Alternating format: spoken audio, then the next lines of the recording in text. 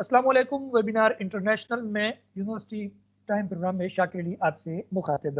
हमारे दरमियान मौजूद हैं डिप्लोमेसी एजुकेशन के हवाले से गुफ्तगू करने के लिए हमारे पास डॉक्टर रुखसार अहमद साहब मौजूद हैं, जो आप इस वक्त मेरिटोरियस भी हैं और साथ में आप डीन फैकल्टी भी, एक्टिंग वाइस चांसलर भी हैं और HEC के रिसोर्स पर्सन भी हैं। शहीद जुल्फ़िकार अली भुट्टो लॉ यूनिवर्सिटी में इस वक्त आप मौजूद हैं और बल्कि आप फाउंडर भी हैं इस यूनिवर्सिटी के। मुतालिक किताबों के आप मुसन्निफ हैं, आपको सर खुशामदीद कहते हैं प्रोग्राम में। और हमारे साथ यहाँ पर मौजूद हैं इस वक्त इस पैनल में सैयद हैदर शाह साहब, सफ़ीर पाकिस्तान काठमांडू नेपाल से। सर, आपका बेहद शुक्रिया कि आपने हमें वक्त दिया और इस यकीनन प्रोग्राम में आपके यानी आमद हमारे लिए बायस खैर होगा और यकीन रहनुमाई होगी। दोनों मुअज़्ज़िज़ शख्सियात को अस्सलाम वालेकुम। वालेकुम सलाम। थैंक यू शाकिर साहब।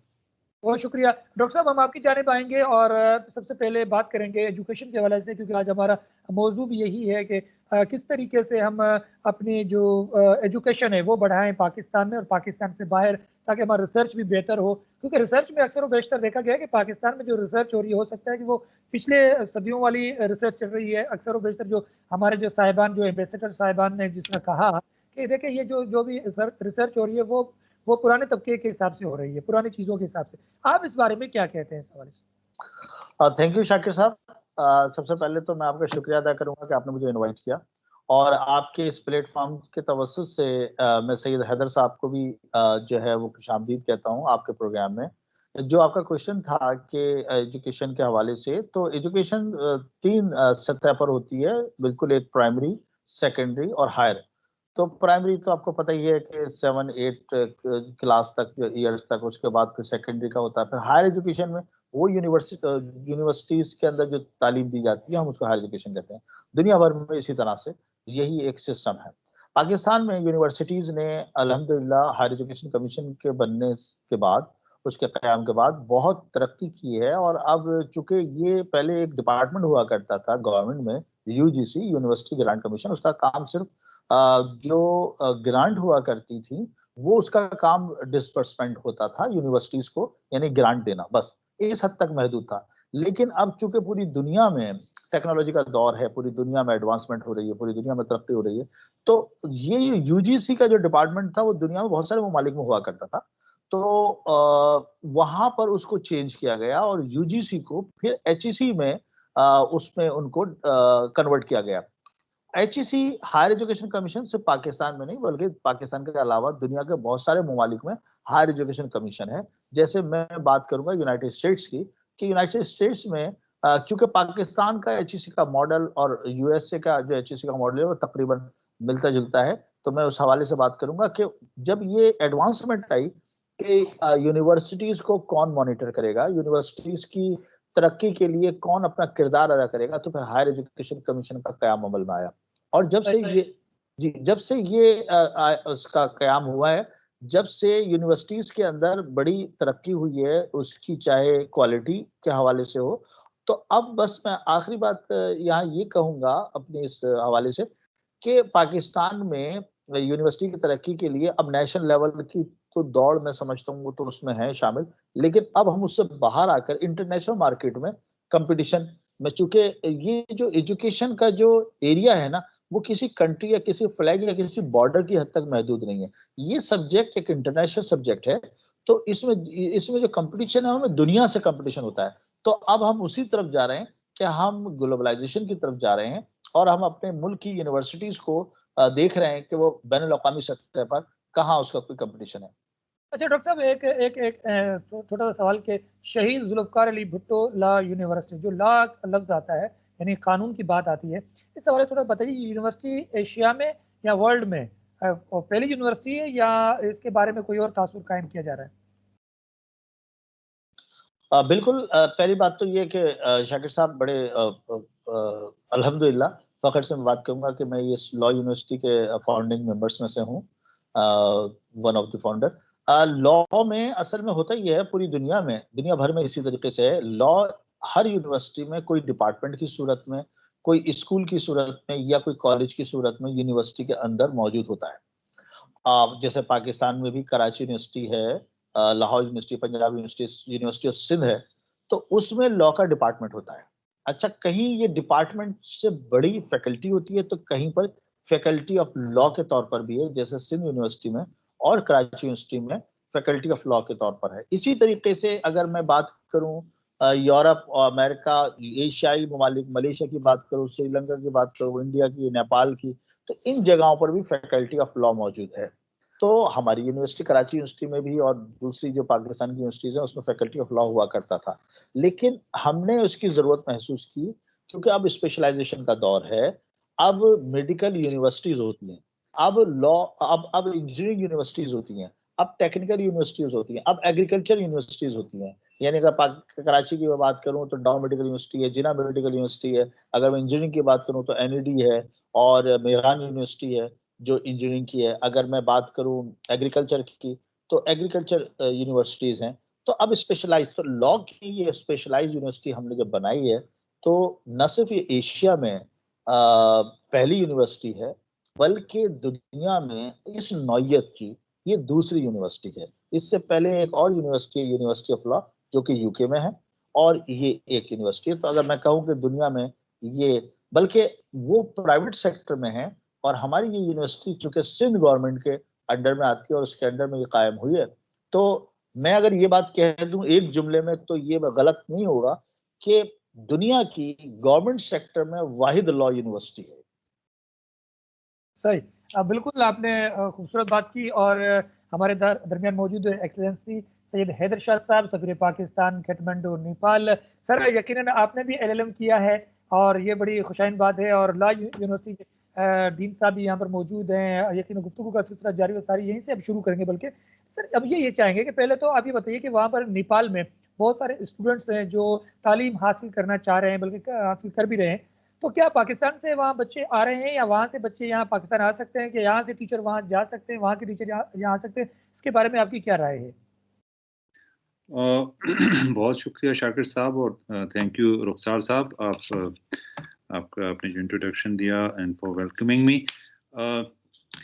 यहाँ पे नेपाल, एक तो ये कि बुनियादी तौर पर ये एक कैटेगरी इनकी आती है, लीस्ट डेवलपिंग कंट्री है, तो उसमें इनके उस लिहाज से इनके चैलेंजेस काफ़ी हैं। यहाँ पे यूनिवर्सिटियाँ हैं, तालीम होती है लॉ की, यूनिवर्सिटी नहीं है लेकिन यहाँ पे कॉलेजेस वगैरह, फैकल्टीज हैं जहाँ पे लॉ की तालीम होती है।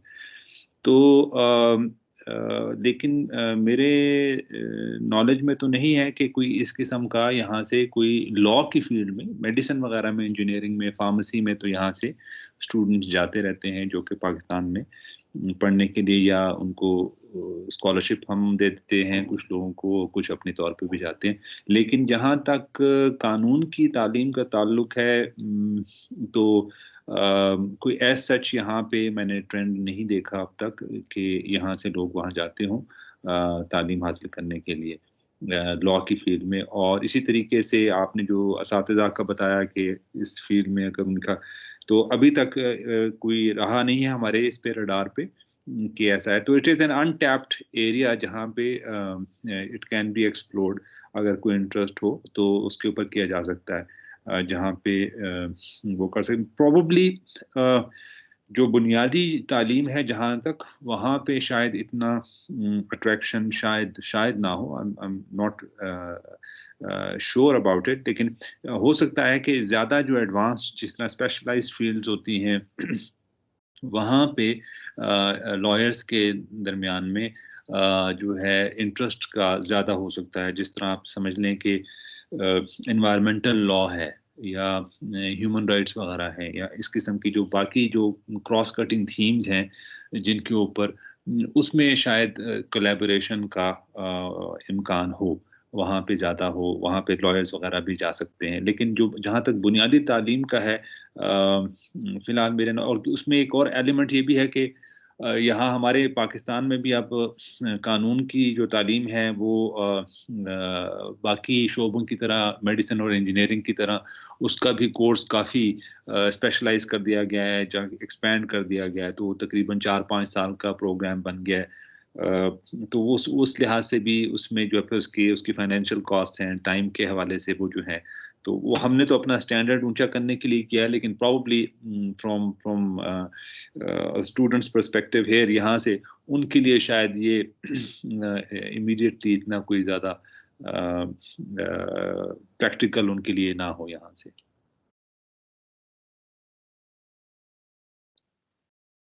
आपका माइक बंद है। यकीनन बहुत जी सारे ऐसे सवालात होते हैं जो यकीनन जन्म लेते हैं, ज़हनों में गर्दिश कर रहे होते हैं कि पहाड़ों के बीच में मुल्क के नेपाल जो है तालीम के लिहाज से कितना आगे है या आगे निकल चुका है, और उसका जो लिटरेसी है रेट क्या है इस वक्त? इसका बुनियादी तो मुझे इसका आपको एग्जैक्ट फिगर तो मैं आपको नहीं दे सकूंगा। यहाँ पे जैसे मैंने आपको बताया, इनके जो नेपाल के 3 हिस्से हैं। एक हिस्सा इनका मैदानी हिस्सा है जिसको तराई का इलाका कहते हैं। दूसरा जो इनका इलाका है वो पहाड़ी इलाकों पे, जिस तरह ये एबटाबाद का इलाका है, जिस तरह से मरीग वगैरह का, तो खटमंडू भी तकरीबन उस इलाके में आता है।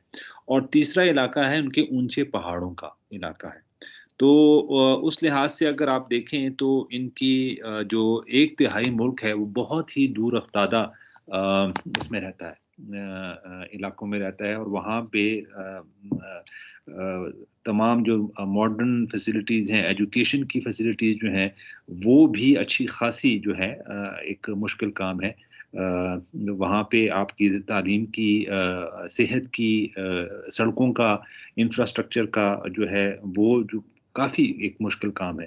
तो और ज़्यादातर इनकी आबादी खटमंडू में है। यहाँ पे तो आपको नज़र आता है क्योंकि इनका सियाहत के ऊपर काफ़ी ज़्यादा इनका ज़ोर है। इस वजह से यहाँ पे इनकी आपको यहाँ पे लोग जो है अंग्रेज़ी में बात कर सकते हैं, या इनकी चूँकि इंडिया के साथ कुर्बत की वजह से वो नेपाली अगरचे डिफरेंट ज़ुबान है, लेकिन वहाँ पे वो उर्दू के अल्फाज जान सकते हैं, उर्दू ड्रामे वगैरह देखते रहते हैं। तो इनकी उस लिहाज से तो मतलब यहाँ पे आप समझ लें कि लिटरेसी, ख़वानगी उस लिहाज से जिस तरह से आपको होता है, जहाँ पे टूरिज़्म ज़्यादा होता है, उस तरह से है। हायर एजुकेशन के हवाले से बुनियादी तौर पर जो है तकरीबन 60-70 के बीच में इनकी परसेंटेज बन जाती है। सही। सर बिल्कुल हम ये भी चाहेंगे आपसे मालूम करना कि लिंकन यूनिवर्सिटी में बैरिस्ट्री के लिए लोग यकीनन लंदन जाते हैं। क्या आपकी यूनिवर्सिटी बैरिस्ट्री का कोई सिलसिला ऐसा है वहाँ पर नेपाल में, यूनिवर्सिटियों में वहाँ पर? मेरा नहीं ख्याल कि यहाँ पे बैरिस्ट्री का है। कुछ एक ये एक यूनिवर्सिटी तो मैंने देखी यहाँ पे, जो कोई ब्रिटिश, क्योंकि यहाँ पे ब्रिटिश के काफ़ी गोरखा की वजह से इनके ताल्लुकात हिस्टोरिकली काफ़ी हैं यहाँ पे। ब्रिटिश जो है इनका ब्रिटिश स्कूल होता है यहाँ पे, जो जिस तरह की उनकी एम्बेसी वक्त चलाती है। फिर गोरखा के कुछ कॉलेजेस हैं, कुछ मैंने देखे हैं, लेकिन मेरे जो ज़्यादातर मेरी जो नॉलेज में है वो ये है कि इनके LLM, LLB, इस किस्म के इनके प्रोग्राम हैं यहाँ पे, उस तरह से वो नहीं है। और तो हिस्टोरिकली भी आप देख लें, जो बारेट लॉ वाला जो था, वो उन ममालिक में ज़्यादा था जो कि डायरेक्ट जिनकी आप ये समझ लें कि इनकी नौआबादियाती ताल्लुक रहा जिनका, इनका उस तरह से उनके साथ नहीं रहा। तो ये भी एक इसमें फैक्टर है। तो बल्कि हम यहाँ पर डॉक्टर साहब को भी साथ शामिल करेंगे कि सर मैं चाहूँगा यही सवाल आपकी आपकी जानिब भी हम रखते हैं कि लिंकन यूनिवर्सिटी में बैरिस्ट्री के हवाले से लोग लंदन वगैरह जाते हैं। आपकी यूनिवर्सिटी जो यहाँ लाहौर की है, शहीद जुल्फ़िकार अली भुट्टो यूनिवर्सिटी है, यहाँ से ऐसा कोई सिलसिला है या आप कोई कैंपस नेपाल में, लंदन में कहीं बनवाना चाहेंगे? क्योंकि एम्बेसडर साहब हमारे दरमियान मौजूद हैं।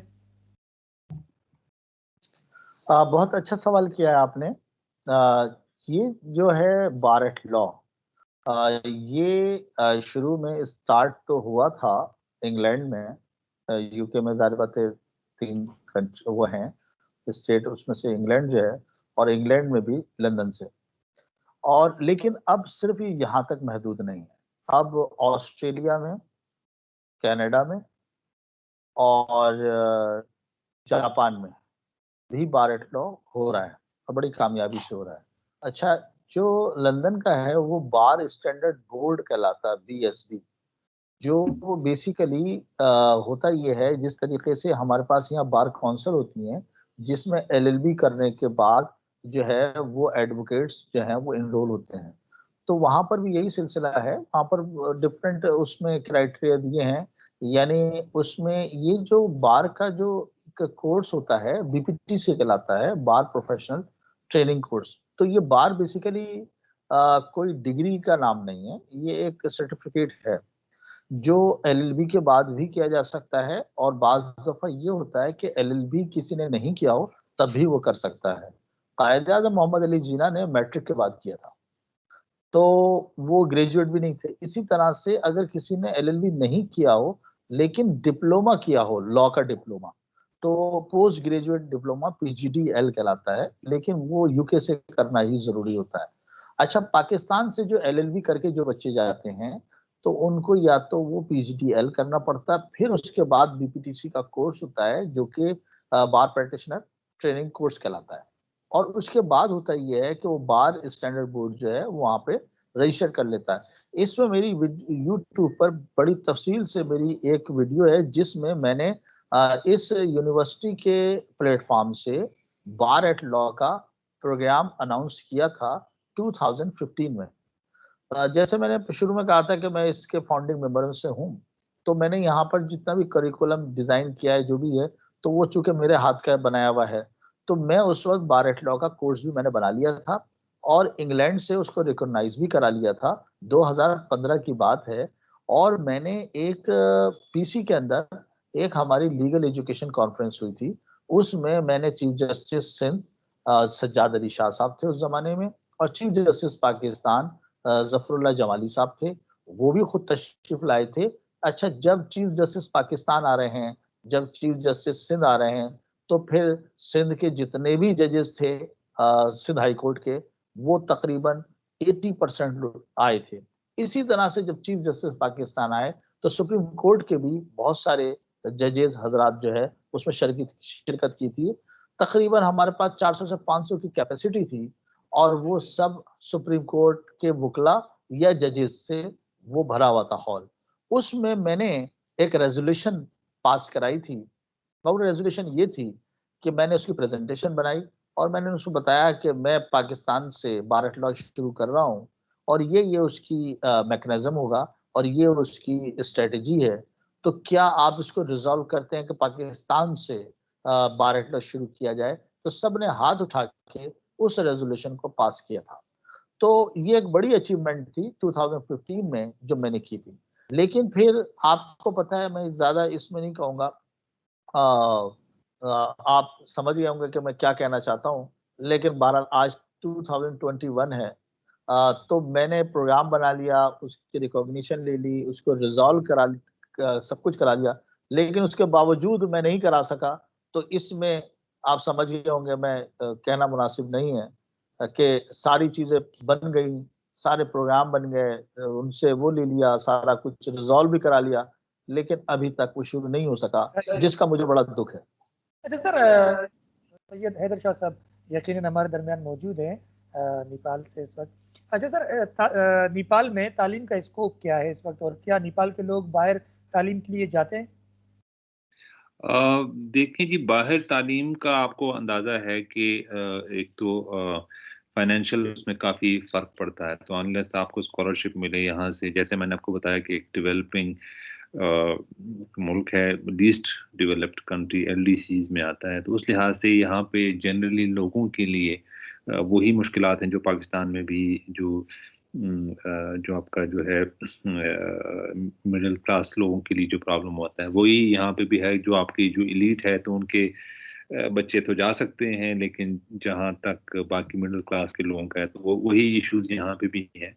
क्योंकि आप जब बाहर जाते हैं तो आपकी सारी लिविंग कॉस्ट्स और ट्यूशन और वो, और आपको पता है कि ये इसमें काफ़ी कमर्शियल एंगल आ गए हैं जिसकी वजह से बच्चों के लिए उसका तालीम का उस तरीके से परसू करना बाहर आसान नहीं है। और ज़्यादातर इस वक्त ये है कि बहुत और भी दुनिया में अब अमेरिका के अलावा, अमेरिका या बरतानिया, ऑस्ट्रेलिया के अलावा और भी ममालिक में बच्चे जा रहे हैं। स्कैंडिनेविया चले जाते हैं या ईस्टर्न यूरोप चले जाते हैं या कहीं और दूसरे ममालिक में भी तालीम करते हैं, मिडल ईस्ट में चले जाते हैं। तो वो उस लिहाज से कॉस्ट का है, लेकिन वो कॉस्ट मेरे ख्याल में it is a prohibitive factor it is the main consideration. Also quality का भी एक इशू होता है।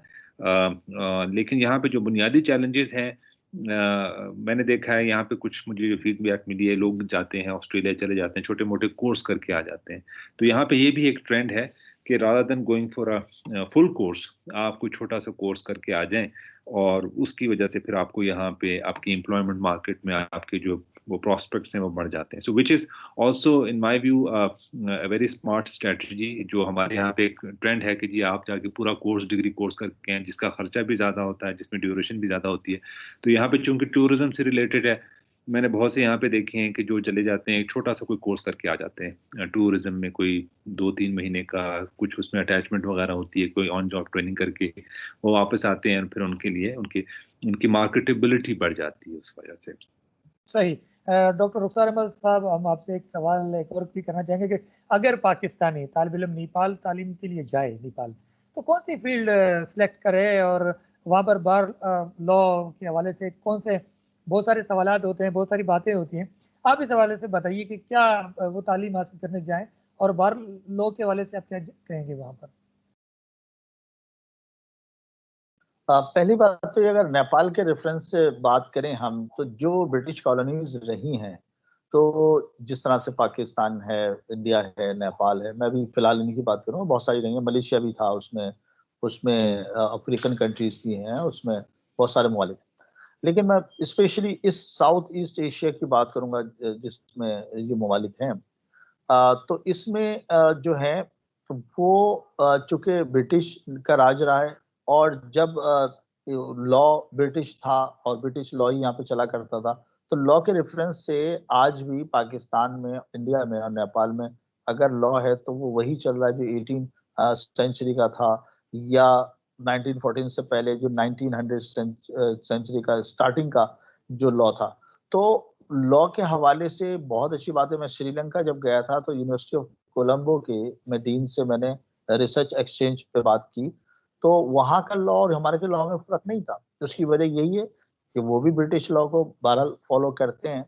तो नेपाल का भी मैं समझता हूँ, मैं नेपाल कभी गया नहीं हूँ, लेकिन नेपाल का चूंकि बिल्कुल श्रीलंका जिस तरह से मैं गया था, और वहाँ की जो यूनिवर्सिटी ऑफ कोलंबो है बहुत पुरानी उसकी जो है वो तारीख है, वो अंग्रेजों के ज़माने की वो यूनिवर्सिटी बनी हुई है, यानी श्रीलंका के आज़ाद होने से पहले से वो कायम की गई है। बहुत बड़ी यूनिवर्सिटी है और कदीम यूनिवर्सिटी में से शुमार होता है। तो वहाँ पर भी फैकल्टी ऑफ लॉ है। तो उसके डीन के साथ मेरी रिसर्च एक्सचेंज हुआ, तो उसमें मुझे ये पता चला कि वो अच्छा वहाँ से पीएचडी लॉ भी कराते हैं। बल्कि उन्होंने तो मुझे ये भी कहा कि मैं उनके कुछ स्टूडेंट का सुपरवाइजर बन जाऊँ, क्योंकि मैं अप्रूव्ड सुपरवाइजर हूँ एचईसी का, तो मैं वहाँ पे उनको सुपरवाइज करूँ। मैं यहाँ पर भी कई स्टूडेंट्स, इस वक्त तक में तकरीबन 10 स्टूडेंट्स मेरे पीएचडी कर चुके हैं। तो उन्होंने कहा कि ये, तो मैंने उनसे ये कहा कि आपके जो भी जो थीसिस हैं रिसर्च के, वो आप मुझे भेजें, मैं उसको एग्जामिन करके आपके पास भेज सकता हूँ। और हमने उसमें एक रिसर्च पे काफी अच्छी खासी, इत्तेफाक से उसकी भी जो है वो जो यूट्यूब पर उसकी भी रिकॉर्डिंग अवेलेबल है। Thank you. सर, यही सवाल हम करेंगे कि इस वक्त जो हमारे बच्चे अगर पाकिस्तानी वहाँ तालीम हासिल करने जाएं, तो आप क्या उसके लिए सिलेक्ट करेंगे? क्या आपके पास उसका मसले का हल है? लेकिन ये भी बताएं कि अगर यहाँ लॉ का कोई वहाँ कैंपस बनाया जाए नेपाल में, इस तरह मुमकिन है? इबारत लॉ के हवाले से भी आप कुछ हमें बताएं। ये आप सवाल मुझसे किया आपने? जी सर, आपसे। सैयद हैदर शाह हाँ, साहब दरमियान मौजूद है, सफीर पाकिस्तान काठमांडू नेपाल। तो मैंने आपको जिस तरह से बताया, यहाँ मेरा मतलब फ़िलहाल शायद यहाँ पे उस तरीके से ये इतना फ़ीज़िबल नहीं होगा। यहाँ पे अपने काफ़ी चैलेंजेस हैं। यहाँ आपको याद होगा 2015 में एक बड़ा शदीद किस्म का ज़लज़ला भी आया नेपाल में, काठमांडू में, जिसकी अभी भी अगर आप यहाँ पे घूमे फिरें तो आपको उसके असरात अभी भी बाकी हैं और पूरी तरह से उसकी रिहेबिलिटेशन नहीं हो पाई।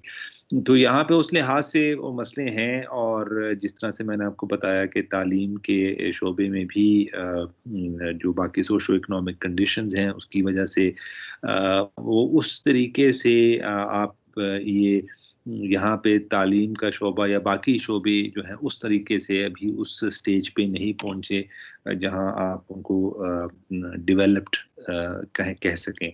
तो लेकिन एक जो मेरे ख़्याल में एक शोबा ऐसा है जहाँ पे इनको कोई कंपैरेटिव एडवांटेज हासिल है, और वो मेरे ख़्याल में इनकी जो सियाहत की जो फ़ील्ड है, होटल मैनेजमेंट जो है उसमें, क्योंकि यहाँ पे आजकल तो ख़ैर इस वक़्त वो सूरत हाल नहीं है, लेकिन जनरली यहाँ पे इनका जो टूरिस्ट है, सियाहत से इनका अच्छा ख़ासा जीडीपी का इनकी आमदन होती है। तो यहाँ पे उस लिहाज से इनके लोग जो हैं, इनकी होटलिंग इंडस्ट्री में होटल मैनेजमेंट के हवाले से ये खुद भी थोड़ी कोर्स वगैरह कराते हैं। तो यहाँ से मेरे ख़्याल में इस रीजन में अगर वो देखा जाए तो शायद यहाँ पे इस शोबे में यहाँ हमारे पाकिस्तानी जो नौजवान हैं जो कि इस शोबे में कुछ करना चाहते हैं, उनके लिए शायद कुछ अट्रैक्शन हो, शायद उस लिहाज से, क्योंकि कॉस्ट ऑफ लिविंग यहाँ पे कम है निस्बतन, इतना महंगा मुल्क नहीं है, तो शायद वो कॉस्ट के लिहाज से उनके लिए वो हो। लेकिन इसको बहरहाल जो भी कोई भी प्रोस्पेक्टिव स्टूडेंट हो, वो जब भी आए तो उनको बड़े मतलब तमाम प्रोज एंड कॉन्स को देख के, एयर कनेक्टिविटी कितना टाइम लगता है, यहाँ के हालात क्या हैं, जो तमाम चीज़ों को मद्देनज़र रखते हुए ही आपको फ़ैसला करना होता है कि आपने इस मुल्क में जाके आगे पढ़ना है या नहीं पढ़ना। और फिर उसकी जो सबसे इम्पोर्टेंट जो चीज़ है वो ये है कि जी किसी भी तालीमी जो आप यहाँ से असनाद हासिल करते हैं यहाँ से, उसकी पाकिस्तान में जो है उसकी एक्सेप्टेबिलिटी जो है वो बहुत ज़रूरी है। मतलब you don't want to get a degree कि फिर बाद में आपको उसके लिए परेशानी हो। वो उसकी जो इक्विवेलेंस है या जो उसकी वहाँ पे हमारे सिस्टम में, हमारा सिस्टम बड़ा डिमांडिंग है, तो क्या हम हमारे अपने बड़े स्ट्रिक्ट स्टैंडर्ड्स हैं, तो हम कौन सी यूनिवर्सिटीज़ की यहाँ पे उनके पास हमारे जो है हमारी अथॉरिटीज़ ने उनको एक्सेप्ट किया हुआ है और किसकी डिग्री को मानते हैं। तो वो ये बुनियादी कुछ सवालात हैं जो कि किसी भी स्टूडेंट को फैसला करने से पहले देखने ज़रूरी हैं। सही। अच्छा शाह साहब, एक और आपसे सवाल करना चाहेंगे क्योंकि आपने भी एलएलएम किया हुआ है, तो आप चाहेंगे कि कोई पीएचडी करना, क्योंकि आप मुख्तलिफ ममालिक में रहे हैं, आपके पास बहुत सारा मवाद भी है और आपके पास तजुर्बा भी है, इल्म भी है, शऊर भी है, आगाही भी है और बहुत सारा नॉलेज भी है। तो क्योंकि इस वक्त डीन हमारे साथ मौजूद हैं, एक्टिव वाइस चांसलर मौजूद है, रिसोर्स पर्सन मौजूद है, मेरे टूरिस्ट मौजूद है डॉक्टर रुखसार अहमद साहब, तो हम चाहेंगे कि इस मौजूदगी का हम यूँ फ़ायदा उठाएं। तो पीएचडी करना चाहें तो किस तरह करना चाहेंगे? बल्कि मैं ये सवाल अगर डॉक्टर साहब से पहले पूछ लूँ, फिर हम आपकी तरफ इसी सवाल को लेकर आते हैं। जी डॉक्टर साहब, आप क्या कहेंगे इस हवाले से? मैं इसका जवाब यही दूंगा कि मैं अक्सर स्टूडेंट्स को एक बात कहता हूँ कि एलएलएम करना यहाँ तक तो बहुत मुश्किल काम है, लेकिन फिर पीएचडी लाजमी करना चाहिए, क्योंकि अगर एलएलएम की पोजीशन, असल में एलएलएम जो है ना वो एमफिल के इक्विवेलेंट होता है। तो एमफिल 16 इयर्स के बाद होता है, पहले जमाने में एमए के बाद हुआ करता था, और अब अभी भी 16 इयर्स ऑफ एजुकेशन के बाद होता है, और एमफिल 18 इयर्स ऑफ एजुकेशन कहलाता है। एलएलएम भी तकरीबन 18 से ज्यादा ही होता है, लेकिन वो 18 इयर्स में हम उसको काउंट करते हैं। तो मैं ये कहता हूँ कि जब किसी शख्स ने भी, किसी भी स्टूडेंट्स ने अगर वो एलएलएम तक पहुंच गए हैं, तो फिर पीएचडी करना कदरे आसान है, क्योंकि 18 इयर्स के बाद 18 इयर्स की ही रिक्वायरमेंट होती है पीएचडी में एडमिशन के लिए, डायरेक्ट एडमिशन होता है। तो इस वक्त हमारी यूनिवर्सिटी में तकरीबन मोर देन 33 पीएचडी लॉ के स्टूडेंट्स हैं, and they are very senior fellow. अगर वो जुडिशरी में हैं तो या तो जजेस हैं, सिंध हाई कोर्ट के एक जस्टिस साहब हैं, एक सेशन जज हैं हमारे पास। अगर वो पुलिस डिपार्टमेंट में है तो वो डीआईजी हैं। अगर वो इंटेलिजेंस में तो आईबी के सरबराह हैं। अगर वो ब्यूरोक्रेसी में हैं तो वो सेक्रेटरी लेवल पर हैं, या फिर अगर वो एडवोकेट्स हैं तो फिर वो सुप्रीम कोर्ट के एडवोकेट्स हैं, जो इस वक्त हमारे पास पीएचडी कर रहे हैं। क्योंकि देखिए पीएचडी में, जैसे मैंने अभी अर्ज किया कि एलएलएम के बाद एडमिशन होता है। एलएलएम कौन करता है? एलएलएम वो करता है जिसने एलएलबी किया होता है, और वकालत के लिए एलएलबी की रिक्वायरमेंट है, जज बनने के लिए एलएलबी की रिक्वायरमेंट है, अगर किसी ने LLB किया तो चीफ जस्टिस पाकिस्तान बन सकता है, उसके लिए LLM होना जरूरी नहीं है।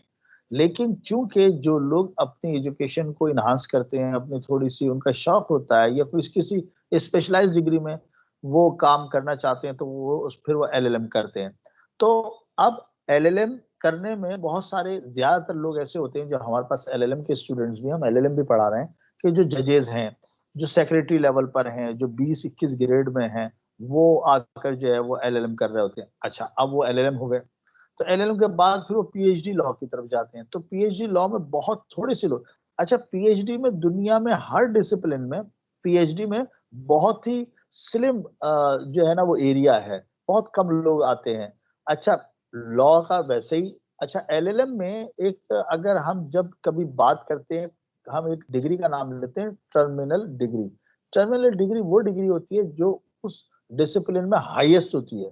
तो जहां दूसरे डिसिप्लिन में PhD degree is a terminal degree, वहां लॉ में LLM is a terminal degree. यानी वहां पर ये माना जाता है कि लॉ में LLM is the highest degree. अच्छा, अब हाईएस्ट डिग्री के बाद भी अगर कोई इसमें डॉक्टरेट कर ले, डॉक्टर ऑफ लॉ जिसे हम कहेंगे, यानी doctor of philosophy in law, तो वो तो जाहिर बात है एक्सपर्टीज की और महारत पे होगा। तो मैं तो यही कहूंगा कि हैदर शाह साहब को PhD करना चाहिए, और उसमें मेरी खिदमत हाजिर हैं। मैंने इतने लोगों को PhD कराया है, मैं हाजिर हूँ। जी शाह साहब, अब ये सवाल आपकी जानिब है। जी बहुत शुक्रिया आपका भी डॉक्टर साहब, थैंक यू वेरी मच। मेरी ख्वाहिश थी एक, आज से करीबन 20 साल पहले तक तो थी कि जी मैं PhD करूं, और लेकिन बस कुछ ऐसे हालात बने कि उसके बाद वो सिलसिला जारी ना रह सका। लेकिन इसके बारे में इट्स वेरी टेम्पटिंग, और उसके कि आप उसमें डिग्री हासिल करें। लेकिन मेरा जहाँ तक अपना इसके बारे में राय है, एक तो ये कि जो मेरे कुछ दोस्त जो PhD करते रहे, SJD जिस तरह से अमेरिका में SJD कहते हैं, वो एक बहुत बड़ी एक कमिटमेंट होती है LLM के बाद। और मैंने तो अपने दोस्तों को देखा कि जो कि बहुत काबिल, बहुत ज़हीन, बहुत मेहनती थे, वो उसके बावजूद वो कई कई साल तक बड़ी मेहनत से करते रहे, और उसमें बहुत आपको जाँफिशानी करनी पड़ती है। और एक बात जो मुझे अपने जो असातिज़ा की बात याद है, जो कि अमेरिका में और हॉलैंड में जब मैं पढ़ रहा था पोस्ट ग्रेजुएट डिप्लोमा के लिए, वो बार-बार एक बात कहते थे। वो, और उसमें वो ये थी कि आप जब PhD कर रहे हैं लॉ में, तो आप स्कॉलरशिप जो है उस सब्जेक्ट में, उसमें आप क्या वैल्यू एडिशन कर रहे हैं, और उसके लिए, और जो उनके सुपरवाइजर्स होते हैं, जो उनको देख रहे होते हैं, वो बहुत ही अमीक नज़र से उसको देखते हैं। तो वो अच्छा खासा जो है एक कमिटमेंट वाला, लगन वाला काम है, जिसके लिए आपको कई साल तक उसके ऊपर अर्क-रेज़ी करने के बाद, सैकड़ों, हज़ारों किताबें पढ़ने के बाद आप कहीं जाके उस स्टेज पे पहुँचते हैं। मैंने महसूस किया कि इस मेरे जो मौजूदा प्रोफ़ेशन में रहते हुए उस तरह की कमिटमेंट शायद इतना आसान काम नहीं है। अगर आप उसको वाक़ई मानों में एक ऐसी चीज़ उसमें करें जो उसका हक अदा करना चाहें, तो उसके लिए जितनी एफ़र्ट की ज़रूरत है। और दूसरी बात, जिस तरह से डॉक्टर साहब ने फरमाया, उसका एक दूसरा एस्पेक्ट ये है कि वो उसके लिए वैसे बहुत, आपको एक मेरे ख़्याल में बहुत ज़्यादा लेवल की एक कमिटमेंट चाहिए। और जहाँ तक लॉ का आपकी बुनियादी, आपके LLM कर लिया है, LLB कर लिया है, और अगर आप प्रैक्टिस करना चाहते हैं, चूँकि मैं तो प्रैक्टिस में नहीं था, मैं तो एक फ़ॉरेन सर्विस में आ चुका था। तो अगर आपने उस फ़ील्ड में तो काम करना है, तो वो उस किस्म की डिग्री आपके लिए हेल्पफुल होती है। लेकिन as a practising lawyer, PhD की जो वैल्यू है, वो शायद उस तरह से शायद जो है हाँ, अगर आप रिसर्चर हैं, आपकी अपनी क्यूरियोसिटी है, उस लिहाज से तो काफ़ी है। लेकिन जहाँ तक प्रैक्टिकल उसके एक्सपीरियंस की जो बात है, उसमें शायद क्योंकि वो पीएचडी है भी नहीं इस एरिया में, वो एक रिसर्च के उसमें इस कैटेगरी में आ जाती है, जो कि आपकी उस स्कॉलरशिप के लिए तो बहुत ज़रूरी है, लेकिन शायद उस प्रोफ़ेशन की बुनियादी रिक्वायरमेंट्स के लिए शायद उसकी उस तरह से ज़रूरत नहीं है। लेकिन ये इसका मतलब ये नहीं है उसकी इम्पोर्टेंस मैं उसको किसी तरीके से उसकी डिमिनिश नहीं करवाना चाहता। बहुत इम्पोर्टेंट है क्योंकि आपके तमाम जो लॉयर्स हैं, जजेस हैं, जूरिस्ट्स हैं, टीचर्स हैं, स्टूडेंट्स हैं, वो उस स्कॉलरशिप से फ़ायदा उठाते हैं। तो बराह रास्त और बिला वास्ता वो जो आप करते हैं, जो आप रिसर्च करते हैं, वो इन तमाम लीगल प्रैक्टिशनर्स डिफरेंट फॉर्म्स में सबके लिए फ़ायदेमंद है, मुफ़ीद है। लेकिन शायद उन साहब के लिए खुद जो पीएचडी कर रहे हैं, शायद उनके लिए लीगल प्रोफ़ेशन में as a lawyer, as an advocate शायद इतना फ़ायदेमंद ना हो और जिस लेवल की कमिटमेंट उसमें चाहिए, वो एक लॉयर के लिए शायद उतना टाइम देना काफ़ी सर चैलेंजिंग सर होता है। फिर हम शाह साहब आप आपसे एक और सवाल करेंगे ये कि अब ये सवाल है कि आप पीएचडी यहाँ से करना चाहेंगे, पाकिस्तान से, नेपाल से या मुख्तलिफ ममालिक से? अब तो आपके पास वक्त ही वक्त है हर जगह का, तो आप जहाँ से चाहे पीएचडी कर सकते हो। डॉक्टर साहब ने अपनी खदमात तो पेश कर दी हैं, आप इस बारे में अब क्या कहें? नहीं, नहीं, बहुत-बहुत शुक्रिया। मैंने आपको जिस तरह से बताया, अब तो मेरे लिए वक़्त और भी ज़्यादा मुश्किल हो गया निकालना। क्योंकि पार्ट टाइम हम जो जो मेरी इस वक़्त जो मेरी पेशा वराना ज़िम्मेदारियाँ हैं, उसमें से तो आधा घंटा निकालना भी बहुत बड़ा मुश्किल काम होता है। तो और ये जो मैंने आपको बताया है कि उसमें पीएचडी के लिए जो कम से कम जो मेरे मुशाहिदे में है, जो मैंने जिन लोगों को देखा है पीएचडी करते हुए देखा है, उन्होंने तो बेचारों ने बहुत मेहनत की। कई-कई साल शब-ओ-रोज़ बैठकर उन्होंने मेहनत की तो वो मतलब उसमें अच्छी खासी वक़्त का जो है उसमें आपके पास काफ़ी वक़्त होना चाहिए। वो मेरे पास तो फ़िलहाल नहीं है और यकीनन आप जब फिर करना चाहते हैं तो आप किसी अच्छे आपके लिए आपके जो जो सुपरवाइज़र हैं बहुत इम्पोर्टेंट है। डॉक्टर साहब का बहुत-बहुत शुक्रिया। सुपरवाइज़र बहुत एक इम्पोर्टेंट रोल अदा करते हैं आपको मोटिवेट रखने के लिए, आपको गाइड करने के लिए। वो बहुत ज़रूरी है क्योंकि आपकी जो पूरी आपकी जो इमारत जो स्कॉलरशिप की आप खड़ी कर रहे हैं, जो रिसर्च कर रहे हैं, वो उसमें आपको उनके तजुर्बे से आपको वो रास्ता रहनुमाई करते हैं और रहनुमाई की मेरे ख़्याल में असल अफ़ादियत इस किस्म की रिसर्च में बहुत ज़रूरत पड़ती है क्योंकि ये सिर्फ़ रिसर्च नहीं है। पीएचडी के इस प्रोसेस के इख्तिताम पर या उसके इख्तिताम से पहले आपको अपनी स्कॉलरशिप को अपने जो आपने पूरा थीसिस लिखा है उसको प्रूव करना है, उसको डिफेंड करना है। तो अगर मैंने ऐसे भी लोगों को देखा जिन्होंने 6-6 7 साल तक मेहनत की और वो स्ट्रगल करते रहे। तो 3-4 साल तो बड़ा नॉर्मल है।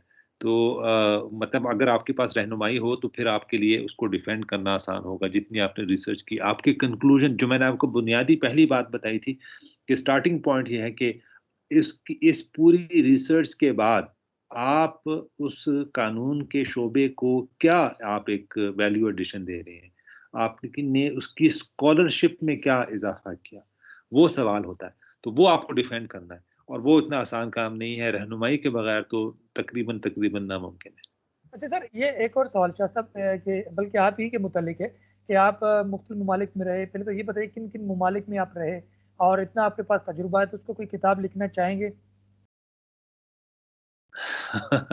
जी, मेरा वैसे तजुर्बा घुमा-फिरा ज़्यादा हूँ, रहा कम हूँ मुख्तलिफ ममालिक में। मेरी ये अमेरिका में और हॉलैंड में पढ़ाई भी की और फिर अमेरिका में 2 दफ़ा वहाँ पे सर्व भी किया और अब नेपाल आ गए, इंडिया में भी रहे 4 साल, साढ़े 4 साल से ज़्यादा। तो मुल्कों में रहने का तजुर्बा कम है, घूमने-फिरने का ज़्यादा है। जहाँ तक किताब लिखने का है वो भी वक़्त आने पे इंशाअल्लाह जब कभी आएगा, मौका आएगा तो वो लिख लेंगे। अभी तो चल रहे हैं, अभी तो देख रहे हैं, अभी तो क्या उसे कहते हैं कि सब कुछ चल रहा है, मैच चल रहा है इस वक्त। तो जब जब तो इख्तिताम होगा उसके बाद यहाँ पे बल्कि हम डॉक्टर साहब से ये सवाल करना चाहेंगे क्योंकि वक्त बहुत महदूद रह चुका है कि डॉक्टर साहब क्या इतना तजुर्बा है हमारे एक्सलेंसी साहिबान का, तो कोई ऑनलाइन क्लासेस का कोई सिलसिला शुरू हो सकता है कि ताकि कभी कभार उनसे हम ऑनलाइन क्लास ले लें ताकि उनके तजुर्बे उनके मुशाहदे हम हमारे बच्चों तक पहुँच सकें। बिल्कुल हमारे पास पहली बात तो ये, जिस तरह से मैं अक्सर ये बात कहता हूँ कि ऑनलाइन जो कोविड ने बहुत सारी चीज़ें खराब की हैं दुनिया में। पाकिस्तान में एक अच्छी बात ये हुई है कि जो टेक्नोलॉजी 5-10 साल के बाद आनी थी, वो पहले ही आ गई। और अब ऑनलाइन का एक बड़ा कॉन्सेप्ट बड़ा क्लियर है, लोग उस पे काम कर रहे हैं। तो अब ये है कि हम यस ऑफ कोर्स अब हमारी क्लासेस हो रही हैं, तो अब हम उसमें ये करेंगे कि शाह साहब को वो ऑनलाइन कभी इसी तरह से एक प्रोग्राम बना के क्लास जैसे हमने है, ये सेमिनार है जहाँ स्टूडेंट्स, ये भी हमारे चूँकि स्टूडेंट्स देखेंगे, लेकिन ये तो चूँकि एक रिकॉर्डेड प्रोग्राम है जिसमें हम बच्चों को दिखाएँगे बाद में। लेकिन लाइव प्रोग्राम जिसमें कि बच्चे लाइवली क्लास ले रहे हों और वो कोई क्वेश्चन पूछना हो तो वो पूछ लें, और शाह साहब जो है उसमें कोई लेक्चर, कोई आधे घंटे का 1 घंटे का लेक्चर रख लें, और उस पे चाहे वो डिप्लोमेसी पे हो, चाहे वो अपने फॉरेन अफेयर्स पे हो, लॉ के हवाले से एलएलबी के स्टूडेंट उससे मुस्तफ़ीद हों। तो ये बिल्कुल हो सकता है। अच्छा, दूसरी एक बात और जो किताब के हवाले से आप कह रहे थे, तो चूँकि मेरी 10 किताबें जो हैं वो मेरी जर्मनी से छपी हैं, 5 यूके से, और 2 किताबें मेरी जो हैं, एक उर्दू में और एक इंग्लिश में जो पाकिस्तान से पब्लिश हुई है। तो वो जो छोटा-मोटा तजर्बा है, तो उसकी बुनियाद पे मैं शाह साहब को कहूँगा कि मेरी उसमें भी खिदमत हाज़िर हैं। हम जबरदस्त को-ऑथर बनकर जी, को-ऑथर बन के डॉक्टर साहब मैं समझता हूँ यहाँ पर जिस तरह शाह साहब के लिए खिदमत पेश की जा रही हैं, अब वो यकीन अपनी खिदमत पेश कर दे। अच्छा, बल्कि 2 सवाल है, उससे पहले एक सवाल करके फिर दूसरा सवाल, दोनों शाह साहब से ही होंगे क्योंकि वक्त अब महदूद होता चला जा रहा है। जो अपने इंफॉर्मेशन के लिए भी हम पूछ रहे हैं कि नेपाल में कितनी इस वक्त यूनिवर्सिटियाँ हैं और सबसे बड़ी यूनिवर्सिटी वहाँ पर कौन सी है? सैयद हैदर शाह साहब। यूनिवर्सिटियाँ यहाँ पे एक जो इम्पोर्टेंट बात है कि वो यहाँ पे ज़्यादातर पब्लिक सेक्टर में ही है, प्राइवेट सेक्टर में नहीं है। और जो पहले तो बहुत कम थी, अब कुछ हैं, लेकिन अभी भी मेरा जो मैंने जो रैंडम सा वो देखा, को बहुत ज़्यादा नहीं है, 8-10 से ज़्यादा मुझे तो नज़र नहीं आई। मेन जो है काठमांडू यूनिवर्सिटी है और त्रिभुवन यूनिवर्सिटी है, ये यहाँ की मेजर यूनिवर्सिटीज़ हैं। और बाकी भी हैं, पोखरा में भी है, बाकी दूसरी शहरों में भी हैं, लेकिन इतनी नहीं, यहाँ पे ज़्यादा है। और यहीं पे उसमें आपके जो है लॉ की फैकल्टीज़ भी हैं, इसके अलावा कुछ कॉलेजेस भी हैं इनके जो कि यहाँ पे हैं। लेकिन जिस तरह से आप समझें पाकिस्तान में जिस तरह से है हमारा, उस लिहाज से ये नहीं है। तो इनका वो पेनिट्रेशन या उसकी जो है वो डेवलपमेंट उस तरह से अभी नहीं है।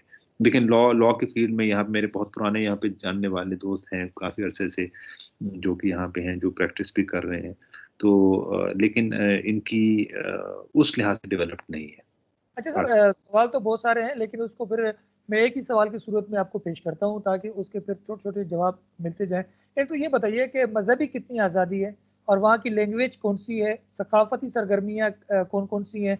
और ट्रेडिंग के हवाले से फेडरेशन के हवाले से, चैम्बर ऑफ कॉमर्स के हवाले से हम चाहेंगे तो रहनुमाई करें। 4 सवाल हाँ, एक गहराइए में। मैं आपका एक समझा आपका मज़हबी आज़ादी के हवाले से, एक आपने कहा कोई कल्चरल उसके हवाले से, और एक आपने ट्रेड के हवाले से। चौथा सही। क्या था? ट्रेड के हवाले से भी कहा कि चैम्बर ऑफ कॉमर्स के हवाले से कि ट्रेडिंग की क्या सूरत-ए-हाल है? ज़ुबान के हवाले के वहाँ के कौन-कौन सी ज़ुबान इस्तेमाल की जाती है, बोली जाती है? हाँ, ज़ुबानें तो इनकी कोई 123 से ज़्यादा ज़ुबानें हैं। लेकिन जो ज़्यादातर बोली जाती है वो नेपाली है। सही। और वो क्योंकि ये पहाड़ी इलाका है, तो वो आप जिस तरह से आप पाकिस्तान में होता है ना कि आप 35 किलोमीटर के बाद डायलेक्ट बदल जाता है। तो सही। इनका चूँकि पहाड़ी इलाका है, तो इनका उससे भी कम रीजन के डिस्टेंस के बाद वो ज़ुबान चेंज हो जाती है। और ज़्यादा इनकी नेपाली ज़ुबान को इस्तेमाल करते हैं ये लोग। अंग्रेज़ी बीच में जिस तरह से बताया चल जाती है। मज़हबी हवाले से ये है, तो आप दुनिया का इस वक़्त वाहिद जो डिक्लेयर्ड जो था हिंदू मुल्क था, वो भी इन्होंने रिसेंटली वो चेंज किया और उसको सेकुलर कर दिया।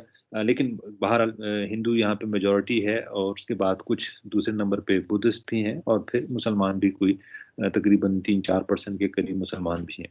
और मजहबी आज़ादी के हवाले से मैं एक कहूँगा कि अमूमी तौर पर चूंकि यहाँ पे ये भी आप समझ लें कि एक होमोजेनस एक मुल्क है, ज़्यादातर मेजॉरिटी हिंदू को ही है, और अगर बुद्धिस्ट भी हैं दूसरे नंबर पे जो है, तो बुद्धिस्ट और हिंदुओं का भी कोई बहुत ज़्यादा मतलब आप ये समझ लें कि इख्तिलाफ राय नहीं है, उस लिहाज से उनकी भी बड़ी मुमासलत है। तो कल्चरली इनके लिए कोई इतना वो को एग्जिस्टेंस इतना मसला नहीं है। तो यहाँ पे उस लिहाज से आप समझ लें कि मजहबी आप समझ लें यगानगत है, आप ये कह सकते हैं कि अमूमी तौर पर। जहाँ तक आपने सवाल किया तिजारत के हवाले से, तिजारत हाँ, वाला ट्रेड दरामदात और के हवाले बरामदात से, के हवाले से। जी, हाँ, उसमें हमारा इनके साथ जो है जो जो जो ट्रेड चल रहा है वो को बहुत ज़्यादा सिग्निफिकेंट नहीं है।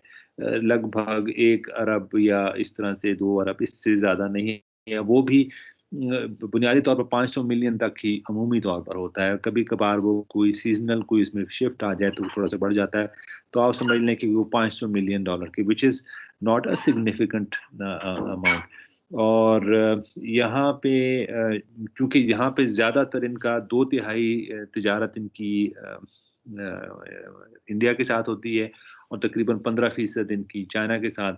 तो बाकी पूरी दुनिया के साथ जो इनकी तजारत का जो हुजम है वो बहुत कम रह जाता है, तकरीबन 20% रह जाता है, जिसमें आप समझ लें कि America, Europe, Japan, South Korea, मशरक़ वुस्ता, ये तमाम शामिल करके इन सब का हिस्सा जो है तकरीबन 20% से भी कम बनता है। तो उस लिहाज से, और फिर यहाँ पे ये चूँकि एक लैंडलॉक्ड मुल्क है, यहाँ पे जो तिजारत होती है वो ज़मीनी रास्ते पे कलकत्ता के थ्रू होके जाती है। तो और फ़िज़ाई रास्ता जो है हमारी इस वक़्त डायरेक्ट फ़िज़ाई राब्ता नहीं है, तो फ़्लाइट्स हमारी मशरिक़ वुस्ता से या थाईलैंड से होके जाती हैं, जिसकी वजह से वो कमर्शियल पॉइंट ऑफ व्यू से चीज़ इतनी वायबल नहीं रहती, कॉस्ट बढ़ जाती है, टाइम के फैक्टर भी होते हैं। तो वो यहाँ पे वो तो है प्रॉब्लम्स हैं।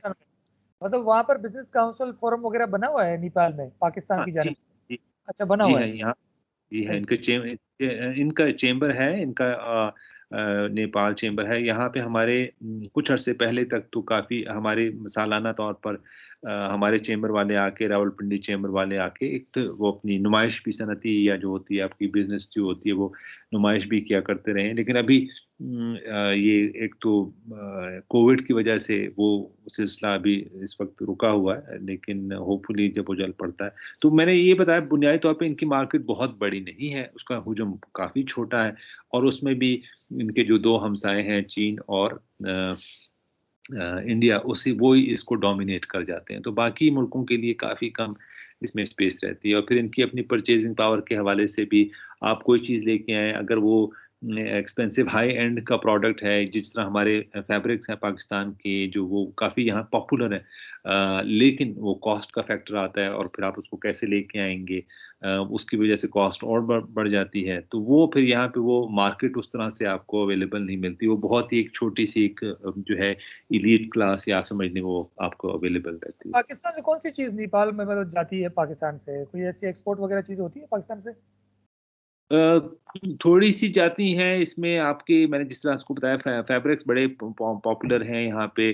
कुछ ये मेरे ख़्याल में इनकी यहाँ से जो ये लेदर वग़ैरह की चीज़ें कभी आ जाती हैं, तो थोड़ी बहुत तो इसमें इस किस्म की हैं चीज़ें। लेकिन वो बहुत आप समझ लें कि अगर आप उसको स्केल पे देखें तो वो काफ़ी नेग्लिजिबल हो जाती हैं, क्योंकि वो 400-500 मिलियन का जो आपका वो है उसमें से कोई 100-1 मिलियन इनकी हो जाती है, या 40-50 इनकी और 4 साढ़े 400 हमारी होती हैं, जो कि एक साल के लिए उस पॉइंट ऑफ व्यू से कोई बहुत ज़्यादा वो नहीं है। सर कोई पैगाम देना चाहेंगे? कोई आइडिया, कोई मशवरा?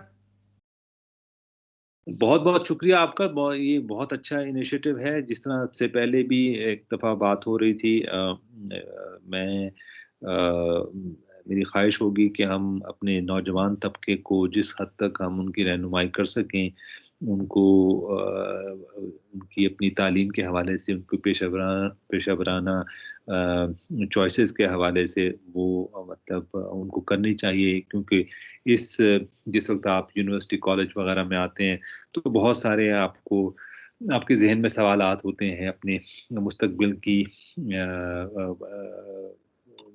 फ्यूचर लाइफ के बारे में कि जी किस तरह से हमने किस शोबे में जाना है, क्या करना है, और ये बहुत सारी इन्फॉर्मेशन जो करियर काउंसलिंग है या उनको गाइडेंस है, वो लोगों को अवेलेबल नहीं होती। अगर आपकी फैमिली में कोई है, कोई दोस्त हैं, तो आप खुशकिस्मत हैं जिनसे आप कोई गाइडेंस ले सकते हैं। अदरवाइज़ हमारे जो तालीमी इदारों में उस किस्म का, कम से कम जिस वक़्त मैं पढ़ रहा था उस वक़्त तक तो ये सिलसिला नहीं होता था कि जी आपको कोई काउंसलिंग करने के दिया जाए। तो आपने जाके टीचर का आपने उनके कान खा लें, उनको जाके कह दें, बता दें, तो आपको कोई हेल्प कर देंगे, अदरवाइज़ कोई नहीं था। तो मेरे ख़्याल में अपने जो हमारे जो बच्चे पढ़ रहे हैं, जो इस वक़्त कॉलेजेस में, यूनिवर्सिटीज़ में जो कानून की तालीम हासिल करना चाह रहे हैं, उन सबको हिदायत की ज़रूरत होती है, उनको थोड़ी-सी रहनुमाई, गाइडेंस की ज़रूरत होती है। और जो लोग इन तमाम मराहिल से गुज़र चुके हैं, अगर उनके साथ उनको इंटरैक्शन हो, वो उनके सवालात का जवाब दे सकें, तो ये बहुत मेरे ख़्याल में ये हमारा फ़र्ज़ बनता है कि हम उनको आगाही दें। मतलब बाज़ औक़ात एक सिंपल सी चीज़ होती है, लेकिन एक दूसरे इंसान के लिए उससे उसकी काफ़ी रहनुमाई हो जाती है। तो I think there is scope right. To to to to be useful to others, और हम इसमें अगर अपनी नौजवान नस्ल को थोड़ा-सा हम उनको बता सकें कि किस तरह से आगे करना है काम, मुख्तलिफ टिप्स वग़ैरह होती हैं, मुख्तलिफ आप कुछ शेयर कर सकते हैं, तो वो बहुत ज़रूरी है जो हम करें। और आपके बहुत अच्छा इनिशिएटिव है जहाँ पे आप एक प्लेटफ़ॉर्म दे रहे हैं लोगों को कुछ जानने के लिए, sharing of notes, sharing of experiences, ये बहुत ज़रूरी है। डॉक्टर साहब, आखिर में आप कुछ कहना चाहेंगे? बस कुछ नहीं, पाकिस्तान से मोहब्बत करो, पाकिस्तान की तामीर करो। Thank webinar you. International university time से आप साहिबान का बेहद शुक्रिया कि आपने हमें वक़्त दिया। सैयद हैदर शाह साहब, सफ़ीर पाकिस्तान काठमांडू नेपाल, आपका बेहद शुक्रिया कि आप तशरीफ़ लाए हमारे इस प्रोग्राम में, वेबिनार में, यूनिवर्सिटी टाइम में। तो आपने बहुत मुफ़ीद मालूमात दी, हमारी रहनुमाई की, और यकीनन डॉक्टर रुखसार अहमद साहब ने भी मुफ़ीद मालूमात दी, और यकीनन हम चाहेंगे कि पीएचडी की जानिब हम बढ़ें और मज़ीद आगे बढ़ें कि नई रिसर्च और नई चीज़ें आएँ। वेबिनार इंटरनेशनल यूनिवर्सिटी टाइम से शाकिर अली को दीजिए इजाज़त। शुक्रिया के साथ फ़ी अमान अल्लाह। Thank you. खुदा हाफ़िज़।